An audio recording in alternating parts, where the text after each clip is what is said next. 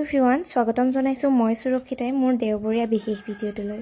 বিশেষ থালিখন আপোনালোকক দেখুৱালৈ পাতত দিয়া মাছৰ টোপোলা দেখিলেই আৰু তেতিয়াই কৈছিলো দেওবাৰ বুলি মোৰ কাৰণে বিশেষ নহয় মানুহজন আহিলেই বিশেষ আৰু সেই তেওঁ ক'লে পিছবেলা বুলি তিতাবৰতে গাড়ীখন অলপ ধুৱাই আনো মই ক'লো ময়ো যাওঁ যিহেতু পোৱা নহয় তেওঁ কেইবাদিনৰ পিছত ঘৰলৈ আহে তাতে গৈ লগ পালোঁ ৰুণাকৰ ফ্ৰণ্টত সঞ্জীৱদা তাই আকৌ খাই আছিলে ৰুণাকৰ মুখৰ ফেমাছ ঘুগুনি তিতাবৰৰ মই কিন্তু সেয়া নাখালোঁ মোৰ খাবলৈ মন গৈ আছিলে ফুচকা গতিকে ষ্টাইল বাজাৰৰ ফ্ৰণ্টতে থকা ফুচকাৰ জুতি ল'লোঁ